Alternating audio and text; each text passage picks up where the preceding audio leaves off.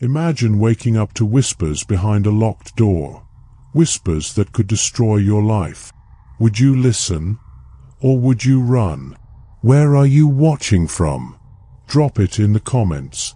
I want to know how far this story is traveling tonight. Alright, let me take you into Catherine's world, where every shadow hides a secret. The Winthrop estate rose above the river like a fortress dressed in velvet. Its stone facade gleamed pale in moonlight, its windows cut into the walls like watchful eyes, and its gardens stretched down in terraces where roses and lilies grew with almost military discipline. To those who passed on the road below, it was a palace. To Catherine Winthrop, who had lived all her 18 years within its bounds, it was a gilded cage with gilded bars. Her father, Charles Winthrop, was a man whose voice could command boardrooms and senators alike. He wore power like others wore tailored coats. Her mother, Eugenia, lived for appearances, orchestrating dinners, teas, and soirees that placed Catherine in gowns and jewels before whichever eligible young men her mother deemed promising. Every moment of Catherine's life was curated, how she dressed, how she spoke, even the tilt of her head when introduced to gentlemen. But no one had managed to control what stirred in her heart when she sat at the piano. The piano was the one thing in the house that felt truly hers. Not the grand marble staircase or the chandeliers or the acres of manicured lawn. Those belonged to her parents, their guests, their ambitions. But when Catherine pressed her fingers to ivory keys, the house and its expectations melted away. In those moments, she could breathe. She could feel. She could be. Music had become her secret rebellion. She played not to dazzle drawing rooms, but to empty her restless soul. Yet her skill had begun to eclipse the polite accomplishments expected of a young heiress. Tutors were exhausted. Society instructors politely excused themselves, and even her mother grew irritated at the feverish passion with which Catherine practiced. "It is unbecoming," Eugenia scolded once, "for a young lady to play with such ferocity." Her father agreed, until one evening he overheard her playing Chopin and realized no polite drawing-room master could contain his daughter's hunger. A proper teacher was needed, someone who might temper her, refine her. Discreet advertisements were placed. Discreet inquiries were made. On a cold March morning, Henry Levine arrived. The rain had not stopped for days, and the carriage wheels sank into the muddy drive as he stepped down. He was not what they expected. His coat was worn, his shoes scuffed, his hair touched by wind instead of pomade. Yet when he entered the music room, bowed slightly, and sat at the piano, all else fell away. He played not with perfect precision, but with something far more dangerous: emotion. The notes quivered, sighed, demanded, seduced. Even the servants who had crept near the door fell silent. The Winthrop patriarch narrowed his eyes at the shabby cuffs. But Catherine, hidden half behind a doorway, heart pounding, felt her chest ache with something she could not name. She insisted on him as her teacher. Her father, surprised by her vehemence, yielded. At first their lessons were proper. He addressed her as Miss Winthrop, corrected her posture, adjusted her fingering with the cool detachment of a hired tutor. Yet his presence carried an energy she had never known. When he spoke of music, his voice lowered, his words thick with a passion that unsettled her.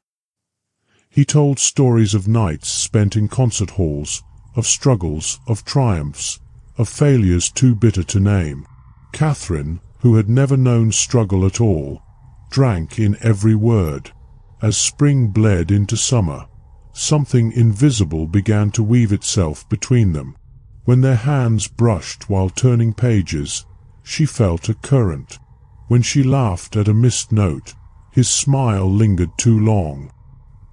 He never confessed anything, never stepped beyond propriety, Yet the silence after each lesson grew thick, as though words were always about to be spoken but were swallowed instead. The household noticed.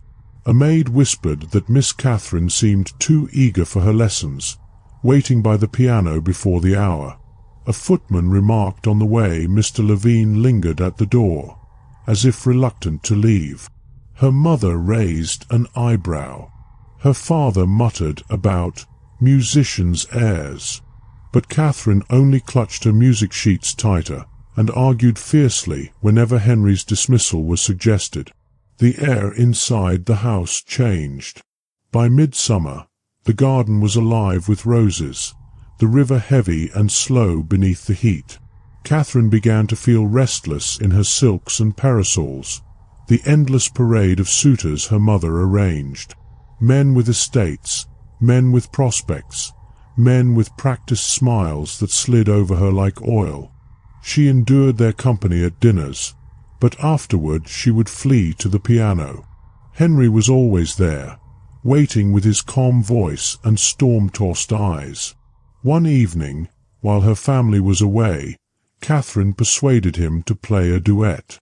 Their fingers chased each other across the keys, collided, brushed. The music swelled, quickened, broke into laughter. When she looked up, breathless, he was staring at her, not as a tutor, not as a servant, but as a man. It frightened her. It thrilled her. She began to imagine him in her daydreams, walking beside her along the garden paths, whispering in her ear during a ball, his hands, not on the keys, but on her. At night she dreamed of him, and in the morning she blushed crimson when she remembered. He resisted. He reminded himself of who she was. He told himself that he could not, must not. Yet each day he returned, and each day her gaze pulled him deeper. Autumn arrived. Parties filled the house, and Catherine was displayed like a prize horse. She smiled, bowed, curtsied.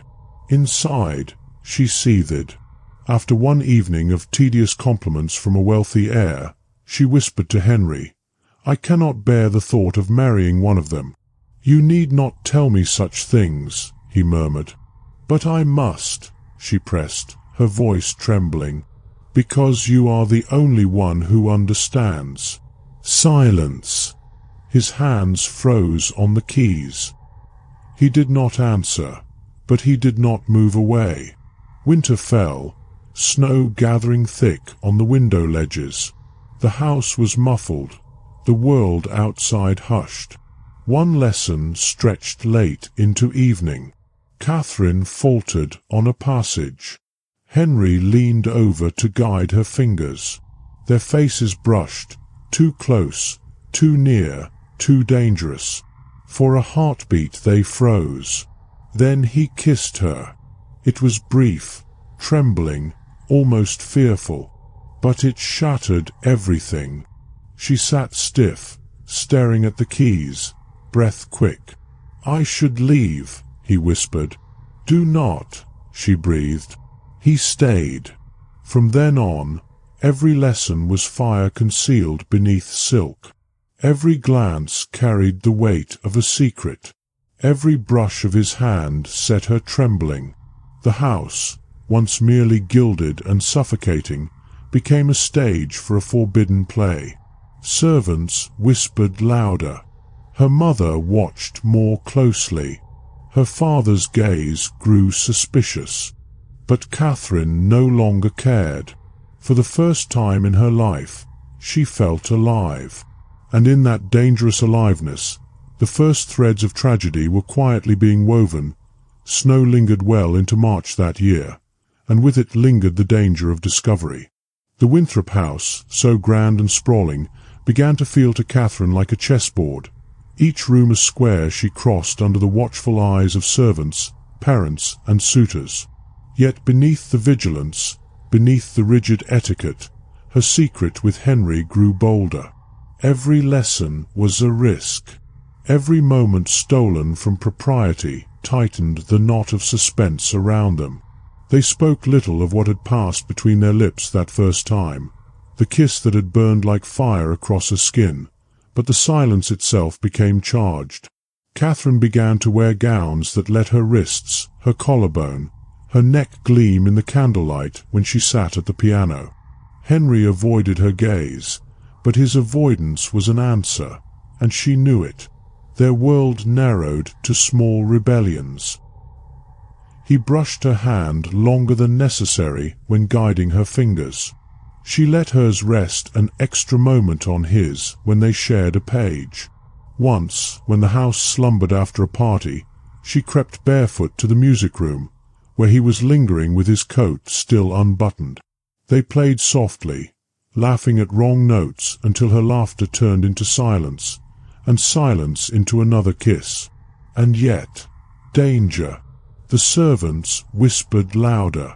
Catherine overheard a maid hissing to another, "It isn't proper, the way he looks at her," before the woman caught sight of her and dropped a curtsy, eyes downcast.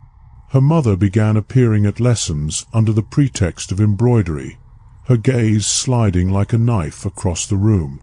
Her father summoned Henry once, speaking curtly in the library. Catherine pressed her ear to the door and heard only fragments: influence, boundaries, dismissal. When Henry emerged, his face was pale, but he said nothing to her. She demanded to know afterward. "What did he say to you?" Henry shook his head. "Nothing of consequence. Do not lie to me." He did not answer. That night, Catherine lay awake, her pulse drumming with fear, not of her father's authority, but of losing the man whose touch had awakened her. The thought of a return to polite, suffocating evenings without him made her want to scream. Her parents began parading suitors with renewed vigor. One was a banker's son, another the heir to a shipping fortune. Their eyes followed her, but their words bored her, and she found herself comparing each of them to Henry. None of them saw her, not the way Henry did, not the way his gaze held both admiration and hunger. She grew reckless. One afternoon, with snow still crusting the gardens, she dared slip a folded note into Henry's coat pocket while he tuned the piano. Her handwriting was slanted, hurried.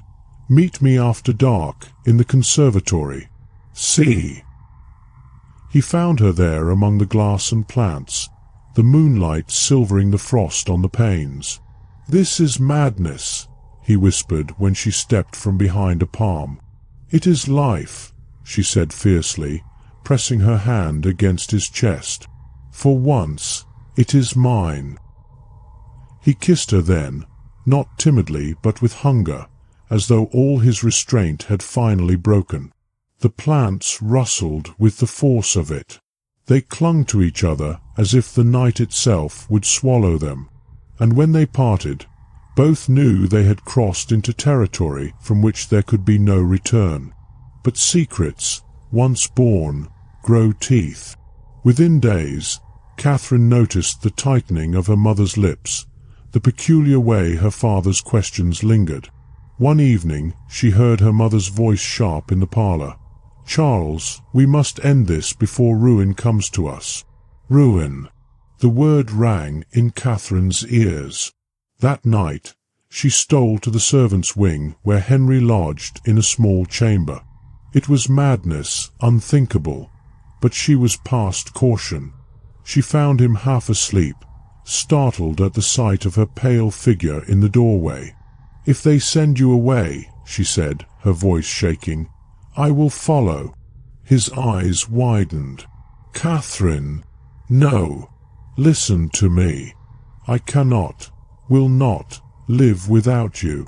For a moment he said nothing, only stared at her with something like despair. Then, slowly, he reached for her hand. "If you mean this, then we must be ready, for they will never forgive us." And in that vow, made in whispers between shadows, the course of both their lives shifted. The household brimmed with tension. Catherine's mother scrutinized her with hawk-like intensity. Her father grew brusque, dismissive. Suitors were pressed harder. Invitations multiplied. The heiress was to be married, quickly, advantageously, properly. But Catherine had already chosen. In her chest burned a certainty that no silks, no estates, no fortune could sway. Henry's kiss, Henry's music, Henry's arms, that was her truth. And yet she sensed the world around her tightening, preparing to strike. The snow thawed. Spring seeped back into the gardens. But in the Winthrop house, the air grew colder still, and somewhere, behind the walls, betrayal waited. Spring draped the estate in blossoms, but for Catherine the season felt like a tightening noose. The gardens were lush with tulips and lilies, the river swollen with melted snow, yet within the Winthrop house every corridor echoed with scrutiny. Every glance seemed sharpened, every word weighted with suspicion. Her mother's vigilance grew relentless. Eugenia Winthrop moved like a shadow through Catherine's days, appearing suddenly in the music room with her embroidery, or pausing at the door of the conservatory, her eyes narrowed in silent watchfulness. Catherine had once adored her mother's elegance, her way of commanding a room. Now she felt hunted by it. Her father's hand was heavier still. Charles Winthrop had the look of a man cornered by whispers. He dismissed servants without explanation. He shut himself in the library with letters and brandy. When Catherine crossed his path, his eyes lingered on her with something between anger and dread. She knew what haunted him: reputation. The Winthrop name was currency, and one scandal could bankrupt its value. Henry bore the weight differently. In lessons he was cautious, his hands careful not to linger, his voice stripped of warmth. But when they were alone, when Catherine contrived moments away from eyes, all restraint dissolved. He kissed her with the desperation of a man who knew time was against them. Those moments became Catherine's lifeblood.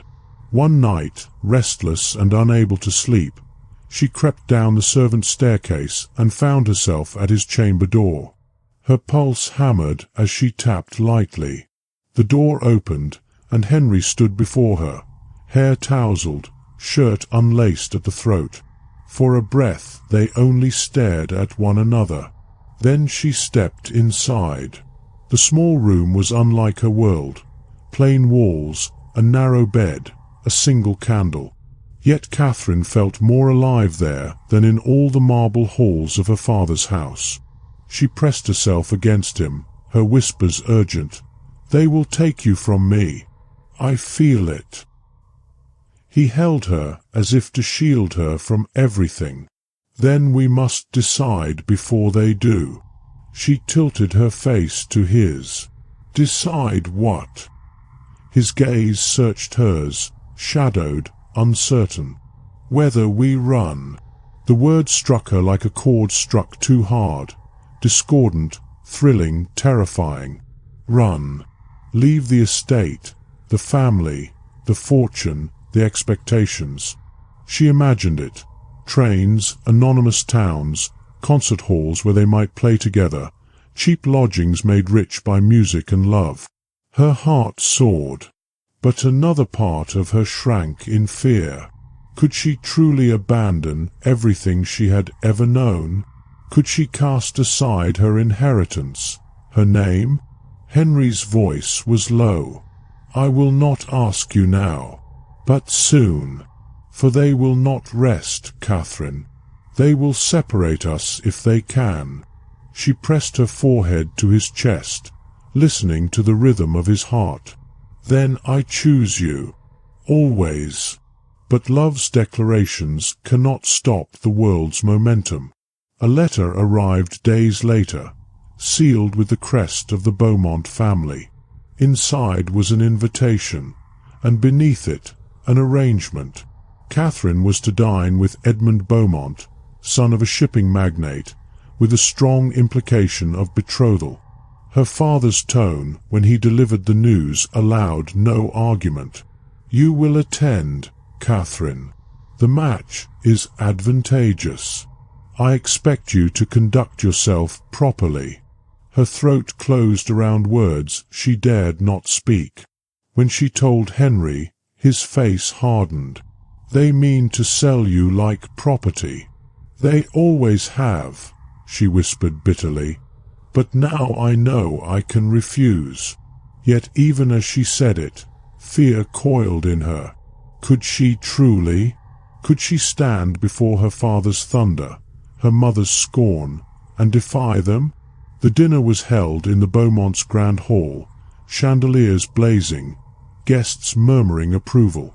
Edmund was polite, handsome, practiced in charm. He spoke of ships, trade, and the expansion of ports. He smiled at Catherine as though she were already his prize. Every time he touched her elbow, she wanted to scream. Across the table, she caught her father watching with satisfaction, her mother with triumph. It was decided. That night, back at the estate, Catherine fled to the music room, fingers trembling across the keys. Henry appeared at the doorway, drawn by the storm in her playing. When she saw him, tears burned her eyes. "They mean to give me to him." He crossed the room in 3 strides, grasped her shoulders. "Then we must go. No more waiting. No more hiding." Her breath caught. The decision hung between them like a blade. She nodded. The plan began to take shape in whispers. A train at dawn, money Henry had saved from years of work, a town where no one knew the Winthrop name. Catherine would take only what she could carry, jewels, not for vanity but to pawn if needed. He would take his sheet music, worn and ink-stained. They would vanish. But secrets are fragile things, and in a house full of eyes and ears, fragile things shatter quickly. A week before their planned escape, Catherine noticed her maid watching her too intently, folding gowns with a stiffness that felt like judgment. That night, she heard her father's voice thundering in the study. A name carried through the door, Levine. Her blood ran cold. Someone had betrayed them. The night her father spoke Henry's name behind the study door, Catherine's world tilted on its axis. She pressed her ear to the polished wood, heart hammering, and caught fragments, phrases that burned her blood to ice. No longer tolerable. Improper influence. Dismiss him at once. And then her mother's voice, lower but sharper. "Charles, it may already be too late. The servants whisper. The Beaumonts will hear of it. Our daughter's reputation is a thread ready to snap." Catherine staggered away from the door before her trembling knees gave her away. The corridors loomed enormous, the portraits of her ancestors staring down at her with silent condemnation. She fled to her chamber, locked the door, and pressed her hands to her mouth to stifle the sob that rose from her chest. The betrayal was not imagined. Someone had seen. Someone had spoken. The secret she and Henry had guarded with such desperate care was no longer theirs. At dawn, she slipped down the back staircase, breathless, to find Henry in the music room. He was already there, as though he too had sensed the change in the air. "They know," she whispered. He closed his eyes, jaw tightening. "Then it is as I feared. What shall we do?" Her voice cracked, a child's voice now, though her heart felt older than her years. He looked at her for a long moment, and she saw the battle in his face. Duty against desire, fear against love. At last, he said, "We cannot wait until next week. We must go tonight." Her pulse leapt. "Tonight? Yes." He stepped closer, lowering his voice though the room was empty. They will dismiss me by day's end. If we wait, they will lock you away, perhaps send you abroad until the scandal cools. Tonight is our only chance." Her breath caught. Tonight. The word was a key turning in a lock she had never truly believed would open. But fate has a way of tightening its grip when lovers think freedom is within reach. That very afternoon, her father summoned her. She found him in the library, a letter open on the desk, his face thunderous. He did not bid her sit. "You will cease your lessons with Mr. Levine immediately," he said. "He has been dismissed. You will not speak of him again." Her throat went dry. "Father, Silence." His fist struck the desk. "Do you take me for a fool, Catherine? Do you think I do not hear the whispers in my own house? You will obey, or you will learn what it means to defy me." Tears pricked her eyes, but she stood straighter, her voice trembling with a courage she barely felt. "I will not marry Edmund Beaumont, and I will not forget Henry." Her father's face turned red, his voice low and dangerous. "You shame this family." But she did not bow her head. Not this time. That night she packed. Only a small satchel, jewels hidden beneath dresses, a cloak against the cold, a sheet of music Henry had given her as if to carry a piece of him always. Her hands shook as she tucked it inside. The plan was simple. Henry would wait by the gate after midnight, with a hired carriage to take them to the station. From there, a train north, then another west. Freedom lay in the rhythm of wheels on rails, in a town where no one knew the Winthrop name. She slipped from her room when the house fell silent. The moonlight silvered the halls, and every creak of the floor seemed to shout her guilt. She clutched her satchel, heart racing. But as she neared the side staircase, a shadow detached itself from the wall. Her maid. "Miss Catherine," the girl whispered, eyes wide. "You cannot go. They are watching. Your father knows." Terror clawed up Catherine's throat. "What do you mean?" The maid shook her head frantically. "There are men by the gate. Not to help you, to stop you. Please, miss, go back before it is too late." Catherine stumbled backward, pulse roaring. Betrayal on every side.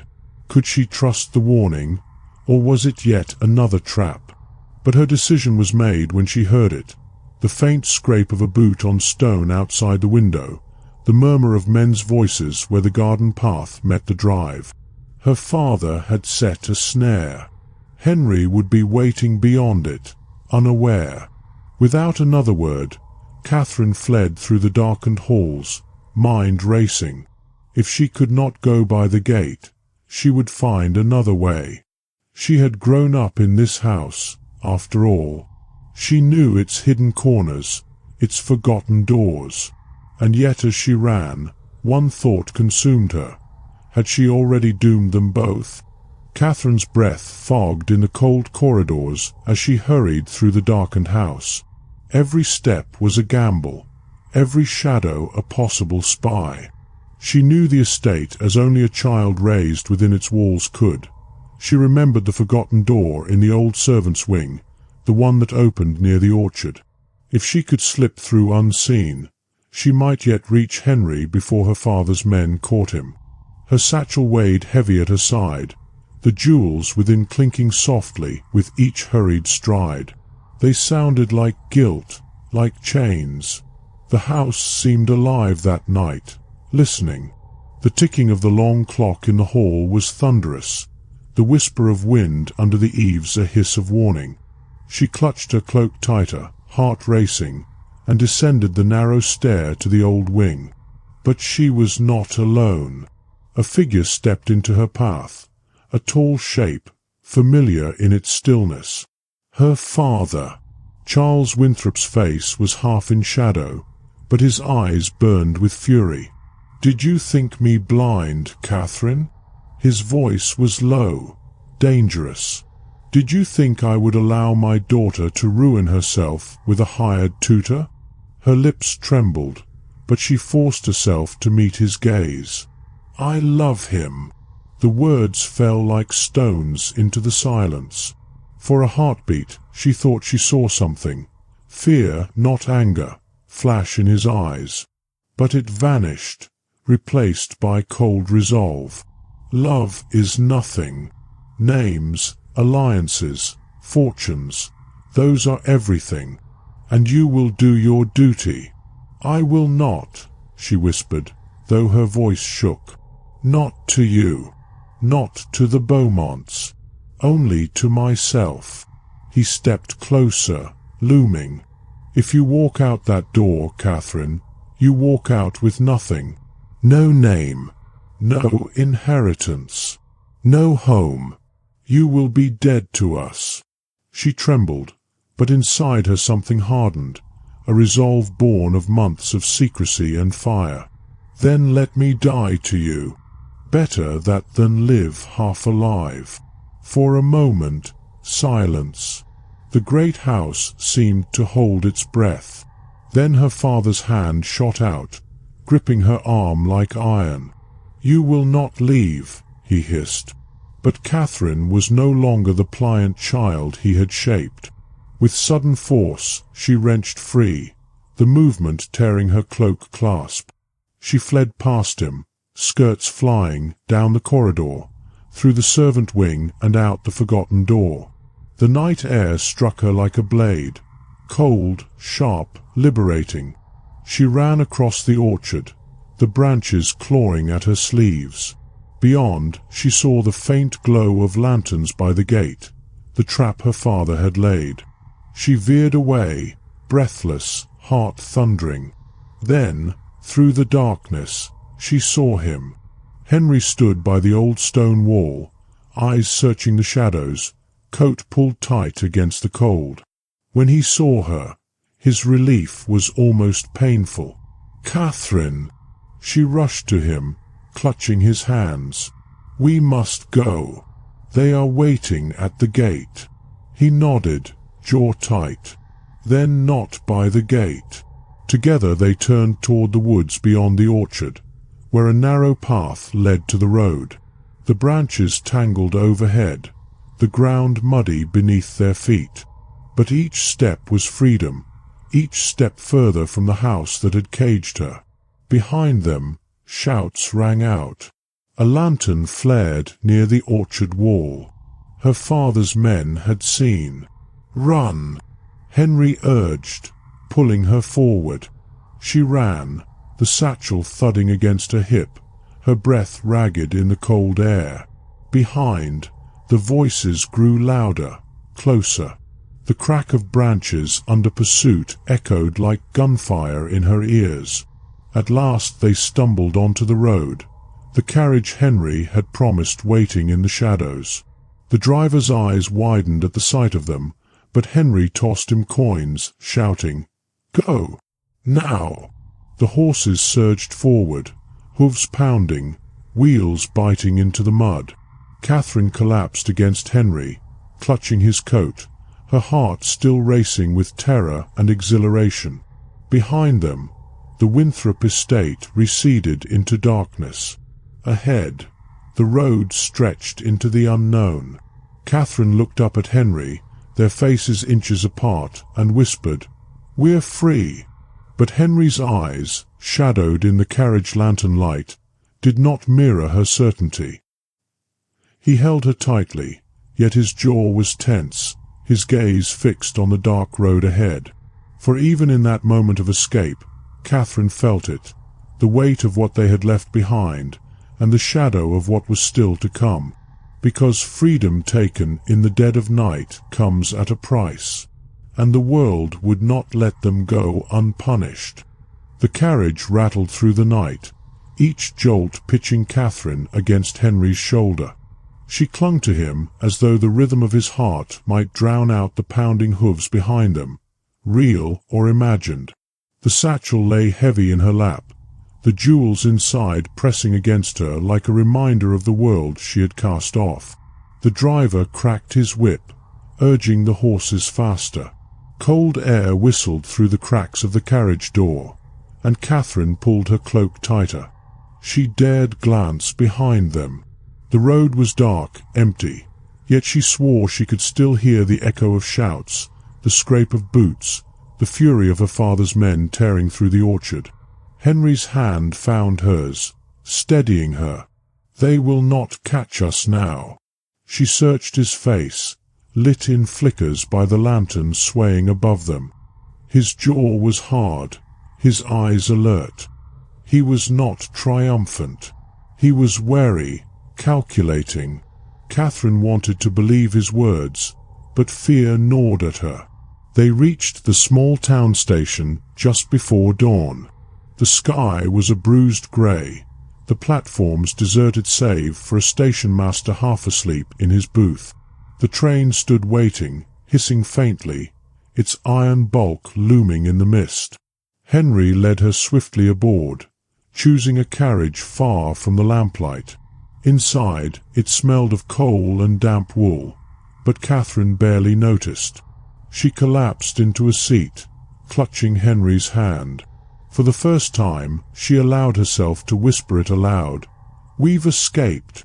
Henry pressed his forehead to hers, breathing deeply. But even as he held her, Catherine felt the silence between his words.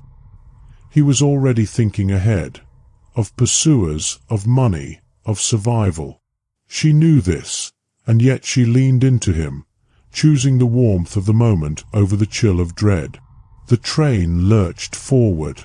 The whistle cut through the morning fog, and with it came a sensation Catherine had never known before, motion that belonged to her, a path not chosen by her father or mother, but by her own reckless heart. As the countryside blurred past, she let herself dream aloud. "We'll go to Boston first, won't we? You said you had friends there. And then we could travel further. New York, perhaps. We might play together, you and I. Small halls, maybe, then larger ones. We could." She trailed off at the look on Henry's face. His expression was tender, but shadowed. "Yes," he said softly. "Perhaps we could. Perhaps," she echoed. He kissed her forehead, as though that might silence her doubts. "We will make a life, Catherine. But first we must survive the storm." The storm came sooner than either expected. By midday, newspapers were already on the streets. "Heiress missing from Winthrop Estate." The words leapt from the page, accompanied by speculation. Kidnapping, elopement, scandal. Catherine saw the headline from the corner of her eye as they passed a vendor on the platform of a small stop. Her stomach turned. "They'll come after us," she whispered. "They will try," Henry answered. His voice was calm, but his grip on her hand tightened. That evening, in a boarding house by the harbour, Catherine felt the first chill of disillusion. The room was cramped, the walls thin enough that she could hear the cough of the man next door, the squabble of children down the hall. She had never slept without silk sheets, without servants to bring warm water in silver pitchers. Yet as she sat on the narrow bed, watching Henry unpack the meagre bundle he had carried, she told herself it was worth it. It must be worth it. Henry spread out coins on the table, counting them twice, then glancing at her satchel. "We will need to sell some of the jewels. Carefully. Too much too soon will draw attention." Catherine nodded, though her stomach twisted. Those jewels had been hers since childhood. Gifts, heirlooms, trinkets of a life she had abandoned. Now they were currency for survival. That night, when Henry finally lay beside her, she clung to him desperately, whispering promises into his chest. "I would give it all for you. I have given it all." But as sleep crept in, doubt slithered with it. She had escaped her father's house, but had she also escaped her fate? Or had she merely exchanged one kind of cage for another, smaller, poorer, but no less confining? The next morning, while Henry went to find a buyer for one of her rings, Catherine ventured to the harbour window. The sea stretched endless, grey and cold. Ships moved like silent beasts across the water. For the first time, the scale of her decision pressed down on her. She had left behind wealth, status, family. All she had now was Henry. And though she loved him, a small, traitorous voice whispered, "What if love is not enough?" She pushed the thought aside when Henry returned, a little money in his pocket, but also a shadow in his eyes. He said nothing of it, but Catherine knew. They were being hunted. She felt it in every sidelong glance at the street, every sudden noise in the hall. The world was watching. The world was waiting. And somewhere, her father was surely plotting his next move. Rain fell in relentless sheets, drumming on the warped shutters of the boarding house. Catherine stood at the window, forehead pressed to the glass, watching rivulets streak downward as though the sky itself wept. Behind her, Henry paced the room with the restless energy of a man cornered. "They know we are here," he muttered, though she had not spoken. "I saw it in the dockside stairs. Too many eyes, too much recognition. Your father's reach is long." Catherine turned from the window, fear tightening her chest. "Then where can we go? We cannot stay. We cannot return." Henry stopped pacing. His eyes, dark and tired, met hers. "There is one way." She crossed the room, heart pounding. "Tell me." He glanced at the satchel where her jewels lay hidden. "We sell them all. Not just one or two. Everything. Enough to buy passage on a ship. Across the ocean, Catherine. Europe. There we can disappear." The thought was dizzying. Europe, foreign shores, foreign tongues, far from the whispers of New England drawing rooms. She imagined Parisian cafes, concert halls in Vienna, winding canals in Venice. The dream sparkled like a vision of freedom. But fear undercut it. What if they follow us there? Henry's jaw tightened. Then they will chase shadows. But here we are prey. Abroad, we may yet become unknown. Her pulse quickened, torn between dread and yearning. To leave America was to cut the final cord to her family, her inheritance, her name. Yet perhaps that was what she craved most, to vanish so completely that no Beaumont, no Winthrop, no society gossip could ever summon her back. That night they made the choice. Henry spread her jewels on the thin blanket, necklaces that had once graced glittering balls, rings given on birthdays with champagne toasts, a brooch that had belonged to her grandmother. They gleamed faintly in the dim light, relics of a vanished life. Catherine stared at them, throat tight. "It feels like killing her," she whispered. "Who?" Henry asked softly. "The girl I was." He cupped her face, pressing his lips to her brow. "Then let her die, and let the woman you are be born." The next day was a blur of danger. Henry slipped into pawnshops one by one, never lingering, never selling too much at once. Catherine waited in a cafe by the harbour, her bonnet pulled low, every tick of the clock dragging like a weight. Each time the door opened, she flinched, fearing it would be her father's men. When Henry finally returned, his coat damp with rain, his eyes burned with determination. "We have enough," he said. "Passage to Le Havre. The ship sails in 3 nights."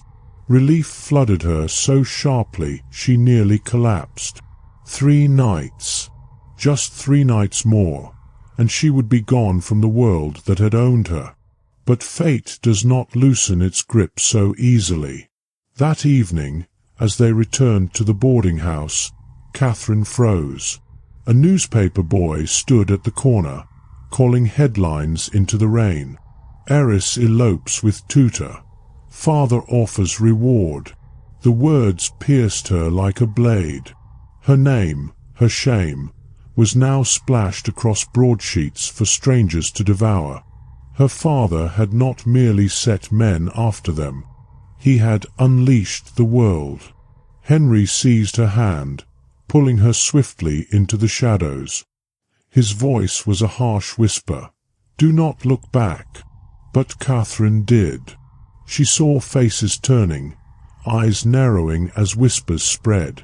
In every stranger, she saw a threat. Back in their room, trembling, she confronted Henry. "We cannot hide. They will find us on the ship. They will drag me back." "No," Henry said fiercely. "They will not. I will not allow it." His conviction steadied her, yet doubt gnawed. Could love truly stand against the machinery of her father's wealth and power? Against the hunger of a society that thrived on scandal? That night she dreamed of the estate, its windows burning with light, her father's shadow pacing in the library, her mother's voice cold as frost. She dreamed of the gate where the men had waited, lanterns glowing like eyes. And when she woke, she felt it deep in her bones. They were not free. Not yet. The next 2 days were agony.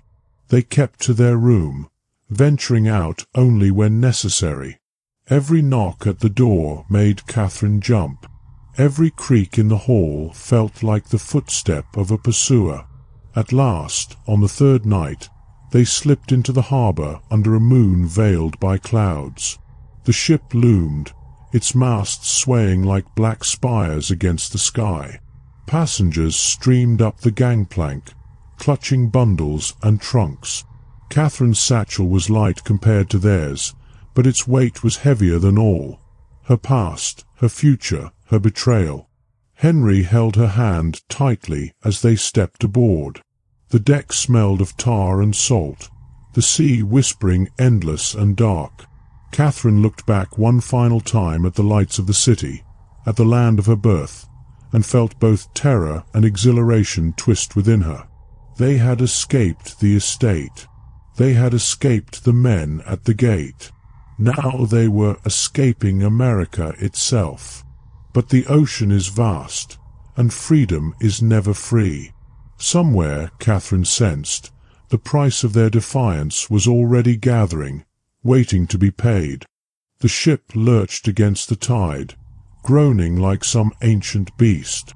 Catherine clung to the railing, the salt wind biting her cheeks, her cloak whipping against her legs. Behind them, the harbour lights dwindled to a smear of gold and shadow.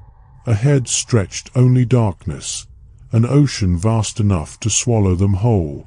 Henry stood beside her, his face set in grim determination.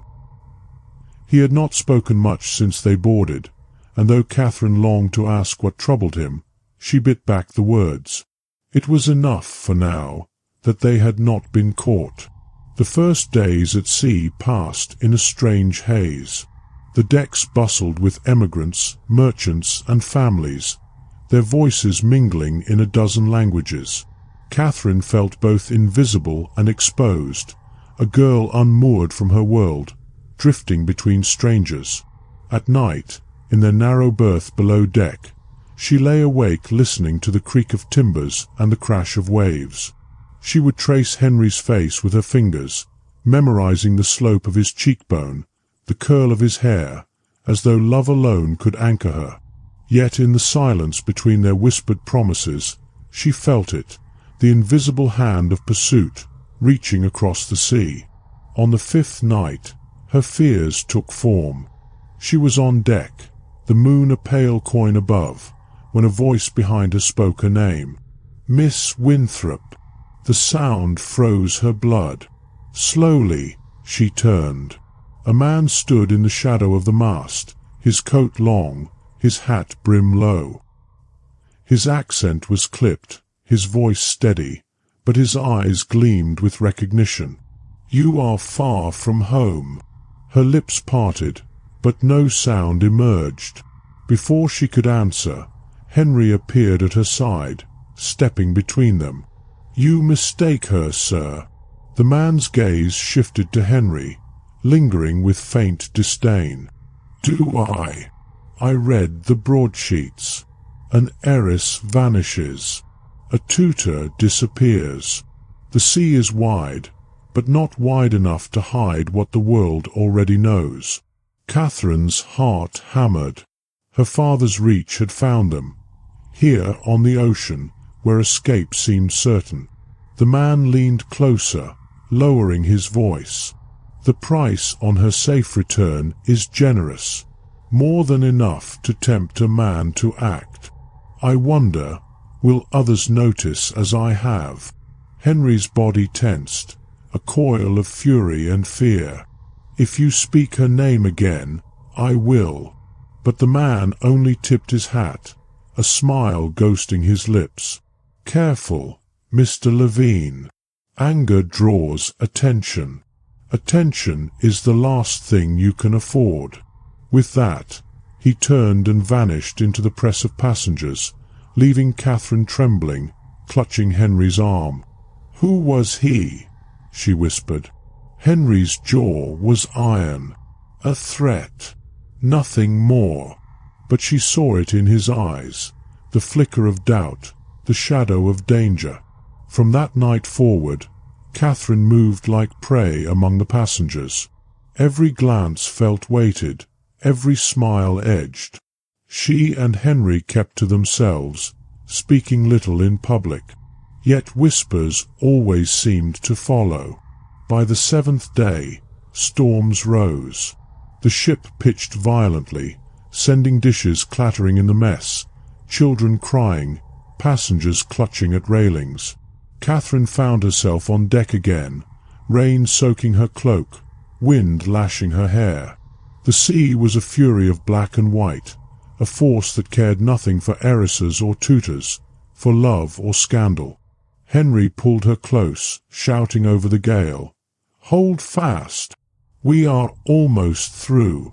And in that instant, buffeted by wind, drenched by spray, Catherine felt it. Their love was real, fierce, alive. But it was also fragile, a candle in a storm. She pressed her face to his chest, whispering words the wind stole away. "Even if the world takes everything, it cannot take you." But deep within, she wondered, could the world, relentless and vast, take even that? For somewhere on that ship was a man who knew her name, and perhaps others who would soon know it too. The ocean might carry them across, but it could not erase the shadow following close behind. The storm passed, leaving the sea iron-grey and restless. The decks smelled of salt and fear. Passengers huddled in damp clothes, murmuring prayers of thanks for survival. Catherine sat with Henry near the stern, her hands clasped tightly in her lap, but her thoughts were not with the storm. They were with him, the man who had spoken her name. Since that night, she had not seen him clearly again, yet she felt him. In the dining hall, in the corridors below deck, in the brush of footsteps behind her. His presence lingered like a shadow that refused to break. Henry noticed her unease. His hand covered hers, warm and steady. "We are almost there," he murmured.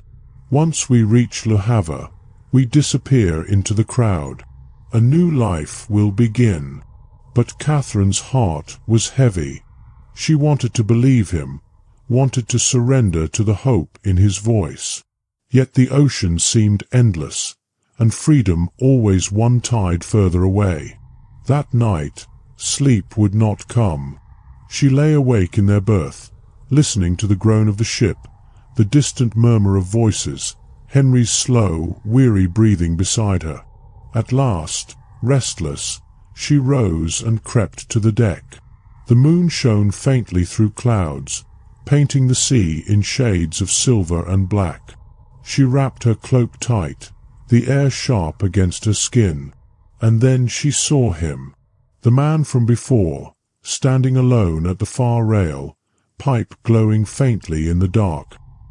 He did not look at her, not at first, but after a moment, as though sensing her gaze, he turned and smiled. "Miss Winthrop," he said softly, the words carried by the wind. Her breath caught. "You should be careful," he continued. "There are ears everywhere, men who would sell your secret for a handful of coins. You cannot trust them. You cannot even trust." His eyes slid past her, toward the stairwell below deck. "Everyone closest to you." Catherine's blood ran cold. "What do you mean?" He took a slow draw on his pipe, the ember flaring. "Only this. Not all bonds are as strong as you believe.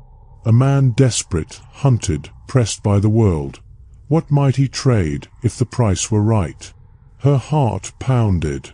Henry would never. But the man only tipped his hat, turning away. "Sleep well, Miss Winthrop. You will need your strength." She stood frozen long after he vanished into the shadows, the echo of his words clinging like seawater in her lungs. When she returned to their berth, Henry stirred awake. "Where were you?" "Nowhere," she whispered, slipping beneath the thin blanket, her back to him. But sleep did not come.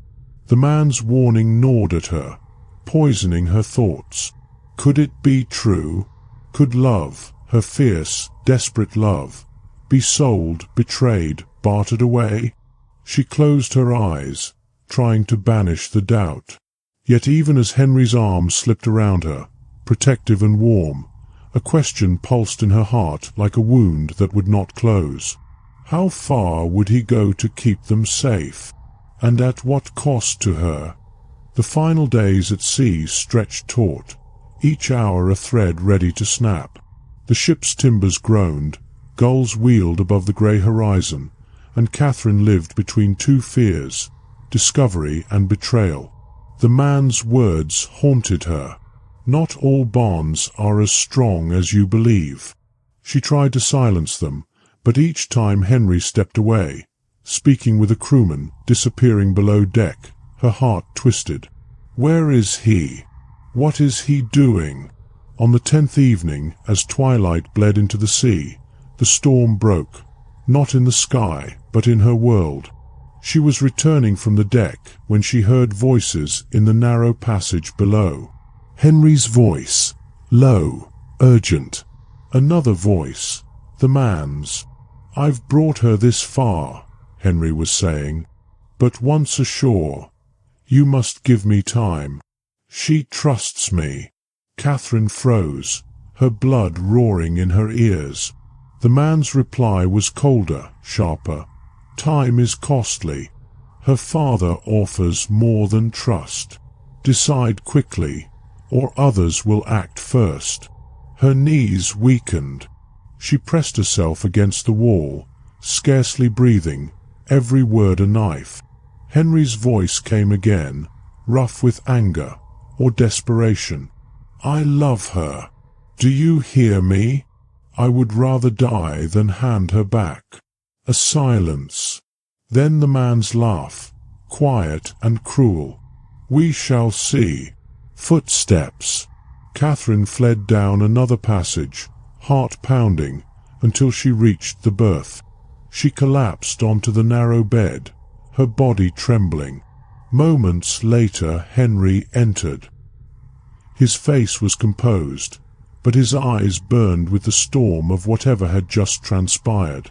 "You're pale," he said gently, sitting beside her. "What troubles you?" She forced herself to meet his gaze, though her throat ached. "Henry, if someone offered you everything, money, safety, freedom, would you give me up?" The question hung between them like a blade. He stiffened, searching her eyes. For a moment, silence stretched. Then he took her hand, pressing it hard against his chest. His heart thundered beneath her palm. "Catherine," he said, voice low, fierce, "without you, there is nothing to take, nothing to keep, nothing to live for." Tears blurred her vision, relief and fear warring within her. She wanted to believe him. She needed to. Yet the man's words still poisoned her thoughts. That night she slept fitfully, dreams full of fire and waves, of Henry's face dissolving into her father's. When dawn came, a shout from the deck shook her awake. "Land! Land ahead!" Catherine rushed to the rail with the others, the salt wind whipping her hair.